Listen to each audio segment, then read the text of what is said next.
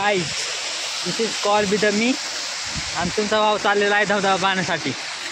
छोटे छोटे धबधबे इथं तुम्ही पाहू शकता. तुमचा भाव मोठा धबधबा पाहण्यासाठी. आपण मोठ्या वस्तूवरती हात मारत असतो. मोठा धबधबा छोटे छोटे आपण पाहत असतो, त्याच्यामुळे मोठा धबधबा तुम्हाला दाखवतो.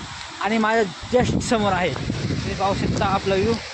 आणि मोठा धबधबा कसा आहे धबधबा. मी काय धबधब्याखाली जाऊ शकत नाही, कारण धबधबा भरपूर मोठ्या प्रमाणाचा मोठा आहे. तुम्ही पाहू शकता या ठिकाणी धबधबा कशा प्रकारे आहे. धबधबा खाली भरपूर पूर आहे याच्यात, कारण मोठा धबधबा आपल्याला ह्या धबधब्याचं माहिती नाही कसं आहे, कशा प्रकारचं आहे. नाहीतर गेलो असतो. खूप छान असा धबधबा आहे. तुम्ही पाहू शकता, येऊ शकता नक्कीच. तुम्ही पाहू शकता.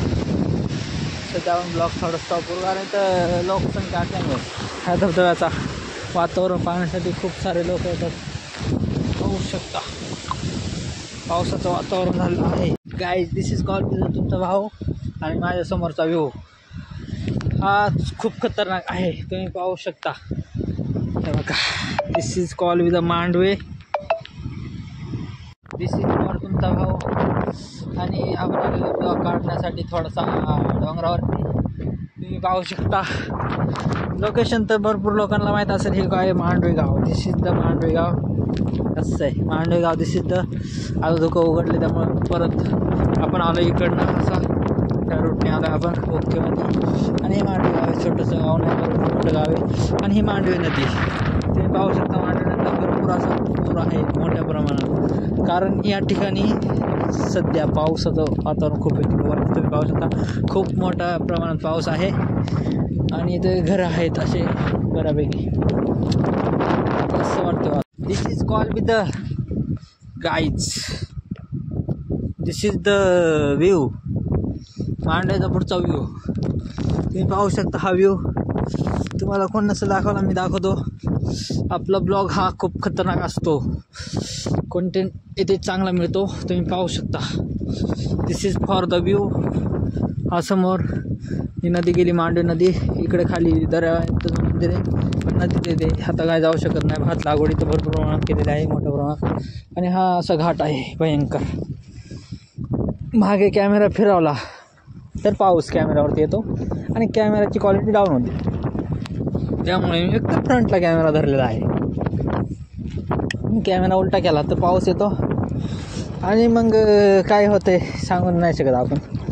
पण समोर तुम्ही पाहू शकता. इकडे खालची वाडी धरण आहे भरपूर मोठं. ते काय दिसत नाहीत ना, खूप म्हणजे लांब आहे थोडं. ते दिसेल कधीतरी. थंडी वाजलेली आहे, कारण बघा मी पण पावसात झालं. हा कपडे घालायचे असतात इकडं. हा तुम्ही काय तुम्हाला मी सांगतो. हा रस्ता आहे बघा.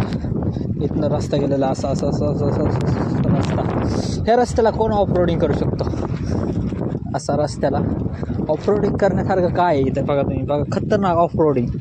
अल्ट्रा प्रो मॅक्स लेवलची तुम्हाला ऑफरोडिंग जर इथे पाहायची असेल तर इथे तुम्ही पाहू शकता. अल्ट्रा प्रो मॅक्स लेवल रस्ता तुम्ही पाहा ना येता. हा रस्ता बघा. इथून स्टार्ट होते पुढे. इथून स्टार्ट होते. इथून असं असं असं असं असं असं इथून. पावसामुळे मी जास्त काय दाखवत नाही. आपला कंटेंट जास्त आहे की बघा इकडे शेळ्या चालतात. शेळ्यांना मस्तपैकी गोणी बांधलेल्या आहेत, त्यांना पाऊस लागू नये म्हणून. कसं वातावरण. हा रस्ता गेलेला आहे बघा ना भावना. कसं रस्ता ना आत. शेळ्यांचं काय का कुठं दिसत नाही. समोर पाहू शकता तुम्ही. तिथं वरती एक धबधबा दिसत असेल. चांगला धबधबा, चांगला व्ह्यू तिथं, पण मी काय जाऊ शकत नाही. हे बघा this is called with the view. आणि हे छोटासा धबधबा हा इकडे खाली बघा. असं वातावरण मस्त आहे. वातावरण हे अगदी सुंदरच आहे इकडे. त्याच्यात काय वाद नसतोचे. तुम्ही पाहू शकता.